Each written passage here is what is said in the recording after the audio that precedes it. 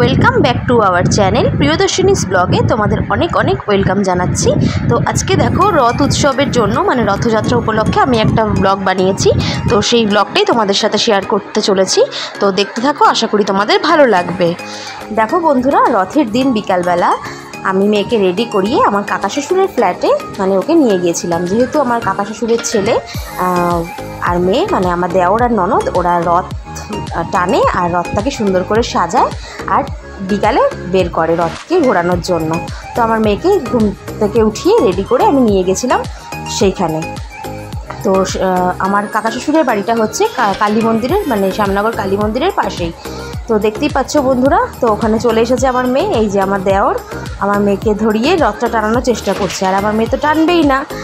কারণ কি, ও ভাবছে যে আমার থেকে রথটার সাইজ তো বড়, মানে ও এরকমভাবে ভালো করে রথটার দিকে দেখছে, কারণ ওর থেকে তো রথটা অনেকটাই সাইজে বড় হয়ে যাচ্ছে। এবার অনেকেই টানানোর চেষ্টা করছে, আমার ননদ টানানোর চেষ্টা করছে, আমার হাজব্যান্ড টানানোর চেষ্টা করছে ওকে দিয়ে রথ। এই যে কাকি শাশুড়িও টানানোর চেষ্টা করেছিল, দেওর তো দেখলেই চেষ্টা করছে। তো কারোর কথাতেই শুনছে না, দড়িটা ধরছে আর ফেলে দিচ্ছে। তো আমি বললাম যে থাক তাহলে ঠিক আছে। আমার বরকে বললাম তাহলে তুমি রথটা টানো, তারপর আমি মেয়েকে নিয়ে একটু ভিডিও শ্যুট করলাম রথের পাশে দাঁড়িয়ে। আমি রথটা টানতে পারিনি, আমার একটু অসুবিধা ছিল তাই। তারপরে দেখো যে মোটামুটি রথ নিয়ে ঘোরা কাছাকাছি কমপ্লিট।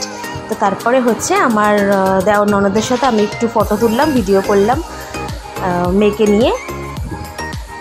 আর আমার মেয়ে রথ টানার থেকে রথটার দিকে দেখতে বেশি ইন্টারেস্টেড ছিল, কারণ রথটা এত সুন্দর করে সাজিয়েছিল জাস্ট বলার নয়। তো তারপরে তো দেখতেই পাচ্ছ আমার মেয়ের কাকাই মানে আমার দেওর কোলে নিয়ে রেখে দিয়েছে। ও তো কাকায়ের কোল থেকে নামবেই না, কাকাকে ও খুব ভালোবাসে তাই জন্য। তো তারপরে আমরা একটু ভিডিও শ্যুট করলাম, মানে আমি আমার হাজব্যান্ড আর মেয়ে। এই দেখো রথটা এবার তোমাদের কাছ থেকে দেখাই কত সুন্দর করে সাজানো হয়েছে। এটা একটা বাড়ির সামনে দাঁড় করানো হয়েছিল, মানে কাকা শ্বশুরের পাশের বাড়িতেই আর কি। তো তারা একটু রথটা টানবে বলে তাই দাঁড় করানো হয়েছিল। তো ওখানে দাঁড়িয়েছিলাম কিছুক্ষণ। তো তারা আবার রথটা টানলো, একটু পয়সা দিল আর কি। দেখেছো কত সুন্দর করে 3টে তলাকে সাজানো হয়েছে। এই সবটাই করেছে আমার ননদ আর দেওর। এই দেখো তারপরে সন্ধ্যা হয়ে গেল যখন, রথ ঘোরানোর পর এবার কাকা শ্বশুরের ফ্ল্যাটের ওপরে চলে এলাম। এই যে মেয়ের হাতে পয়সাগুলো দিলাম, দিয়ে বললাম ঠাকুরের কাছে দিয়ে দাও মাম্মা। তো ও দেওয়ার চেষ্টা করছে কিন্তু বুঝতে পারছে না যে কিভাবে দেব, বারবার আমার দিকে আবার ফিরিয়ে দিচ্ছে। তাই আমার ননদকে বললাম যে রিয়া তুমি ওর হাত ধরে দিয়ে দাও পয়সাটা। তারপরে বললাম মাম্মা একটু নম করো তো। এই দেখো কত সুন্দর করে আমার মেয়েটা নম করলো। ওর এইটুকু বয়সে ঠাকুরের প্রতি ভক্তি দেখে জাস্ট আমার মানে খুব ভালো লাগে, আমি অবাক হয়ে যাই।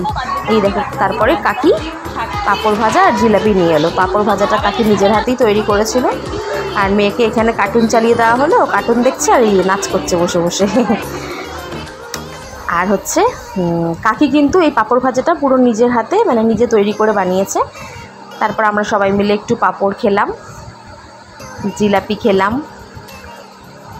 এই যে ননদ, কাকি শাশুড়ি, দেওর, দুষ্টু দেওর এটা আমার, আর হচ্ছে আমার মেয়ে দেখো বড় পাঁপড়টা নিয়ে ধরে বসে আছে। আর এই যে আমার হাজব্যান্ড, আর সব শেষে আমি। তো আমরা সবাই মিলে মজা করে একটু পাঁপড় ঠাপড় খেলাম আর কি। তো কিছুক্ষণ বসে রইলাম কাকিদের ঘরেই, ওখানে একটু আড্ডা ফাড্ডা মারলাম আর কি সবার সাথে।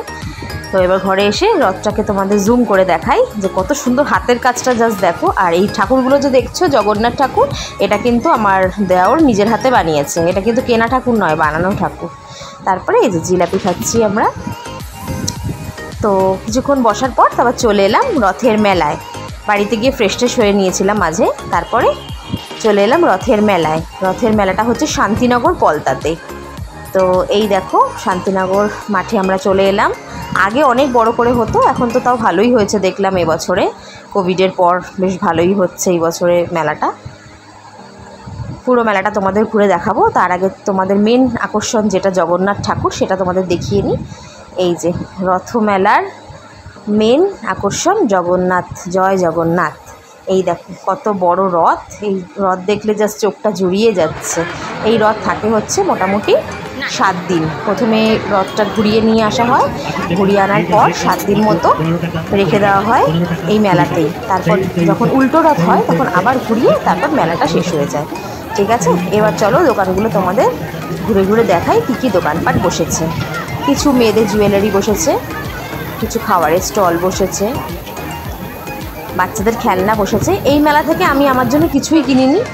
এই যে এই দোকানটা দেখছো, এই দোকান থেকে আমার মেয়ের জন্য কিছু খেলনা কিনলাম, কারণ ওরই এখন বয়স, ওকে কিনে দিতে পারলেই আমাদের শান্তি। তো ওকেই কিনে দিলাম, আমি কিছু কিনিনি, কারণ কিছুদিন আগে আমি একটা মেলায় গিয়েছিলাম, তোমাদের দেখিয়েছিলাম বৈশাখী মেলা, তখন অনেক কিছু কিনেছি। তো এই মেলা থেকে আর রথের মেলা থেকে কিছু কিনিনি আর কি, সবটাই মেয়ের জন্য খেলনা কিনলাম। কিন্তু দোকানপাটগুলো বেশ ভালোই বসেছিল। আর এই দোকান থেকে মেয়ের জন্য কিছু হেয়ার ক্লিপস কিনলাম, কারণ এখন ওর হেয়ারটা ছোটো ছোটো আছে, তো সেই অনুযায়ী ক্লিপস কিনলাম।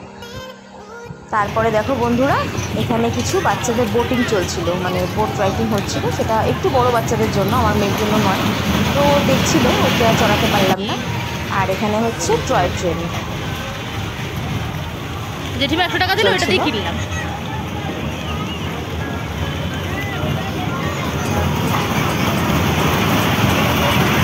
চড়বি?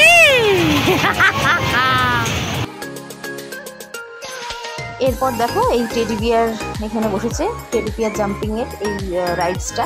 তো এটা আমার খুব ভালো লাগে বেসিক্যালি। তো আমার মেয়েকে যখন ও বড় হবে, এখন তো ছোট, তো বড় যখন হবে অবশ্যই আমি ওকে ট্রাই করাবো। আমার খুব পছন্দের এই রাইডসটা, বেশ ভালো লাগছিলো, দেখছিলাম কিছুক্ষণ দাঁড়িয়ে, মেয়েও দেখছিল, বাট ও তো ছোটো, পারবে না, তাই আর চড়ালাম না।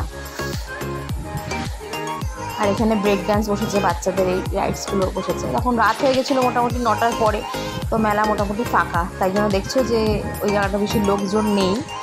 তো আবার চলে এলাম দোকানপাটের জায়গাতে, এখানে আবার ভালোই লোকজন। এখানে বেশ চাবি রিংগুলো সুন্দর সুন্দর বসেছে। এই ব্যাগটাও দেখো মেয়ের জন্য নিলাম, খুব সুন্দর লাগছিল দেখতে।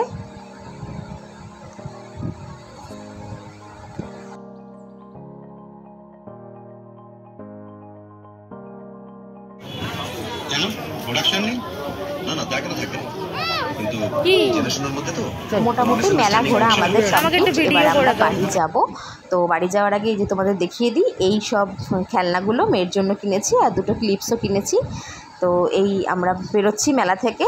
এরপর মেলার বাইরে দেখছি যে এরকম জিলাপি বসেছে, বাদাম বসেছে। তো বাদাম খুব একটা ফেভারিট নয়, তাই জন্য জিলাপি নিয়ে বাড়ি চলে এলাম। এই ছিল আজকের ভিডিও। যদি ভালো লেগে থাকে একটা লাইক করে দিও বন্ধুরা। চলো টাটা।